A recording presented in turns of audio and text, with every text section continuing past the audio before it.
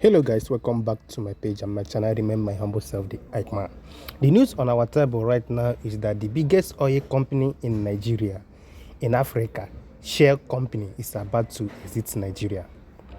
Do you think this particular news you are hearing now is a good one? Since this administration took over the affairs of the country, it has been one company leaving Nigeria and the other leaving Nigeria. And the president is now the one begging them to stay put in Nigeria. I've said it before. You are not the one to tell somebody that is running his business in a country or in a location to stay there when the economy is not favorable, when the environment is not favorable to them again, when they are not making their profit any longer. How do you expect them to stay put? Are they going to stay put so that they will finish their capital, so that the money they are using to run their business will just go down without them making any profit from it? Since this administration took over the country, the companies, the big companies in Nigeria, the foreign companies in Nigeria have been leaving Nigeria, and nobody is saying anything. And what they are after is to collaborate the remaining money we have. This one is taking this money to this one is taking money to this. And companies that will recruit you and me as Nigerians are leaving the country. Though some people will say that a Nigerian company will also buy the company from Shell. But how well do you think that Nigerian company can manage the Shell company? Do they have the ability to maintain that particular oil company to the standard? Well, just listen to this business analyst, Chika Mbono, and hear how he narrates and the advantage and disadvantage of Shell leaving the country. What do you think? Just watch the video, you will know the reason why the Shell company is leaving the country. I remember my humble self, the Ike Man. As you're watching the video, try to share it, drop your comments at the comment section, and remember to follow and subscribe to my channel if you have not done so. Thank you very much, guys. We move regardless. For a sum of $2.8 billion, oil giant Shell has agreed to sell its onshore Nigerian assets to Renaissance, a group of 4 Nigerian companies on an international one.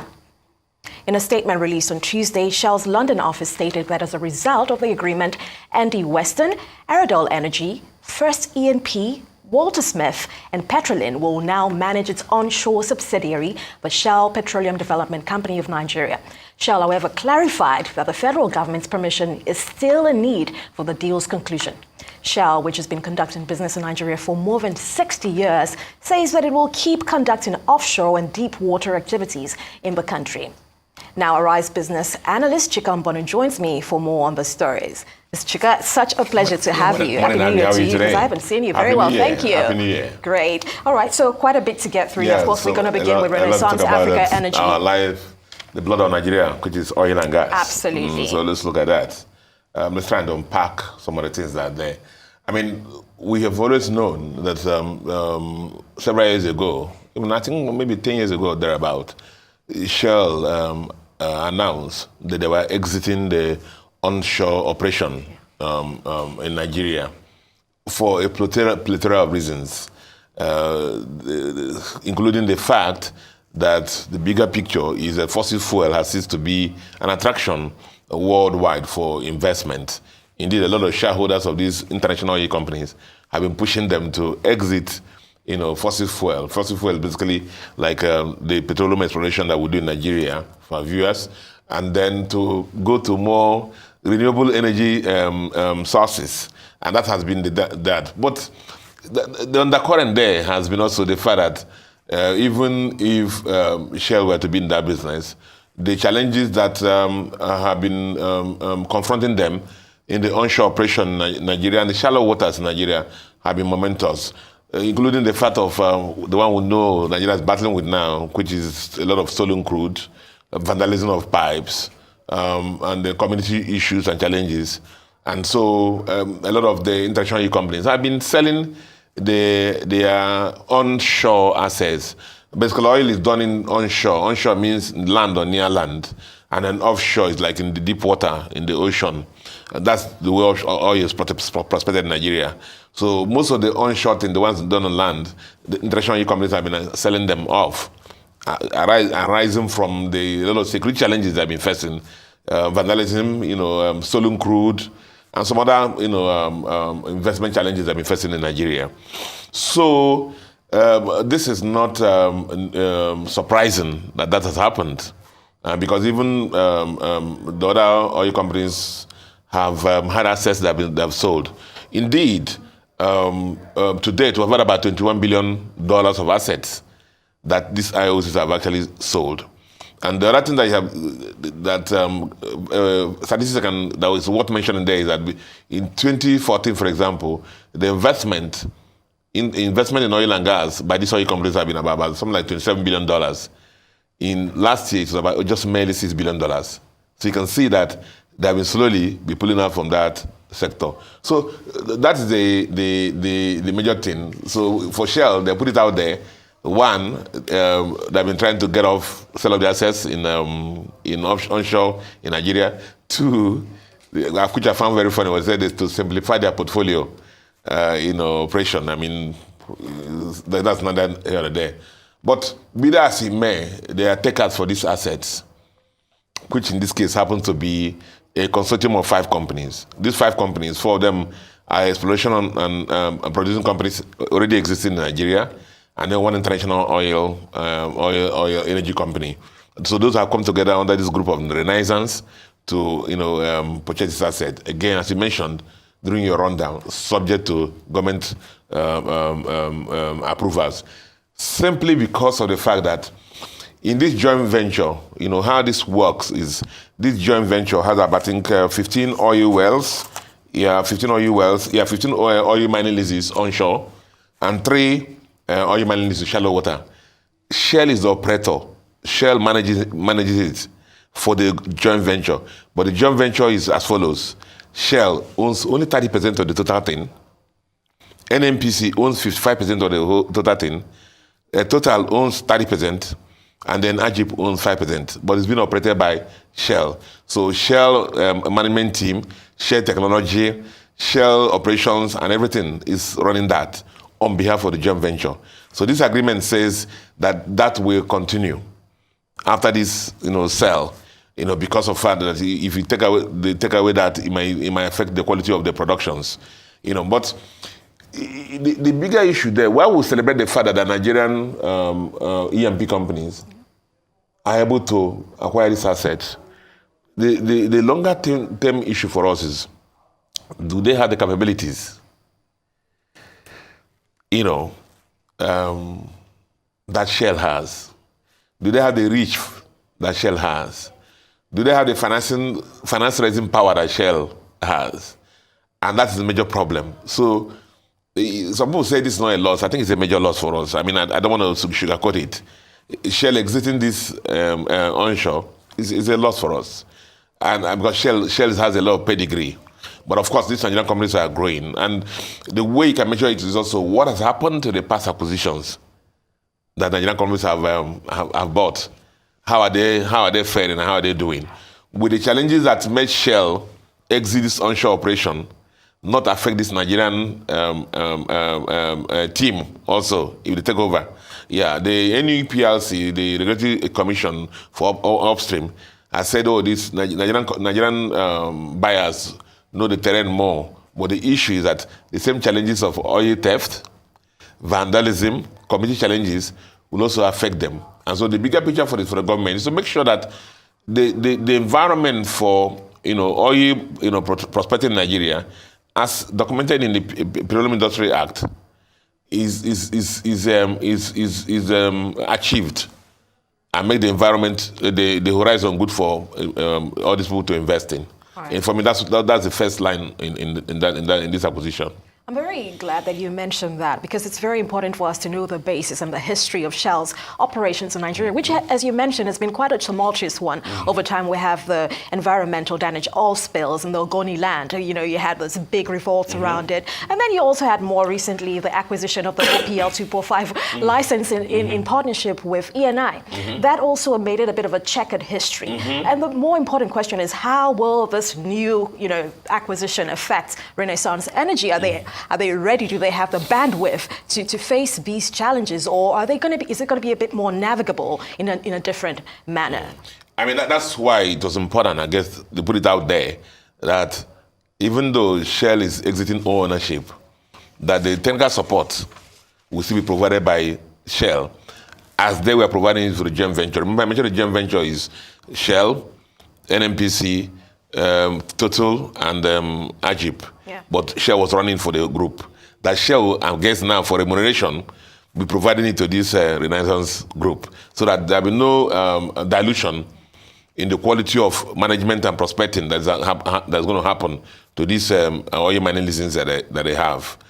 So I guess that's why they put it out there. Right. It's very important that stays. It's extremely important. Yes. And we'll have to now, but having said that, the Nigerian Upstream Energy Regulatory Commission said they had developed six level templates, 6 item templates on which they used to measure these divestments. Okay. And that each buyer, including the Renaissance or one, as the case may be for the last sale, must qualify along those. Includes technical ability, includes financial ability, includes ESG, to make sure that even though that they are taking it over, it's not just a walk in the park. Absolutely not. They make sure they are competent enough to do that. Financing is going to be a major issue. To raise about $2.3 or $2.4 billion for this kind of transaction in this market now, especially when fossil fuel has ceased to be a major attraction for international bankers, is also going to be a major challenge. But that presents opportunities again for Nigerian local banks to see how they can take on this. That's a colossal amount, so we have to wait and see how things play out. But let's move on very quickly now to FAC, dispersing a sum of 1.35 trillion naira to federal government, states, local governments. What do we make of this? Okay. Just for our viewers also, the way FAC works is the revenue that's collected in 1 month in a preceding month is shared in the succeeding month. Okay, too much grammar.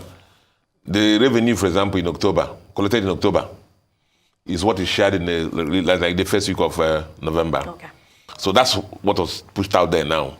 Okay, what was shared in November, what was earned in October for the country. Now, and from the one shared in October, it was about 1.6 trillion. The one in November is a 1 point, so there's a slight fall in the revenues. But be that as it may, these are still colossal amounts that were shared between the federal government of Nigeria and the states. And each time I come here, I say the focus usually on the federal government, what I've done and I've not done. But the challenges we have in our country are because there's some national governments, and I put it out there always consistently, the states, so much money is entering into their hands, but we're seeing very, very, very little, and that touch, because they are very close to the citizens of the country who should, feel the democracy dividend. And I mentioned that because if you come to Lagos here and talk about the blue line, I keep talking about selecting the blue line, because in the land of the blind, one-eyed man is the king. So the people who live in Nigeria to relay my 2 axes now, who come to Marina to work, they feel it. That's the kind of thing we're talking about, that state governments shall do. We copy this democracy from, say, America. Usually, for those who want to play at the national level, for the governors, they turn back and say, look at what I've done in my state. I'm ready for the national level now. And you could see that during the last election cycle, there was 1 or 2 people, former governors, who put under pressure here and said, you want to contest for this presidential senate, you want to contest for this, show us your testimonials. And somebody asked us, does it matter? But it really matters. So I say it again, if you look at through the horizon now, 36 states plus FCT, what is happening? What's happening? A lot of money are entering into the hands of these governors. Apart from maybe 1 or 2 state governors that you see things happening, the issue is, what are they doing with all the money? Certainly the first thing that charge is the governors' security votes. Yet, Billions are put into that line, yet look at the level of insecurity we have in our country. The kidnapping has gone to the highest levels, and the human life means nothing for us now.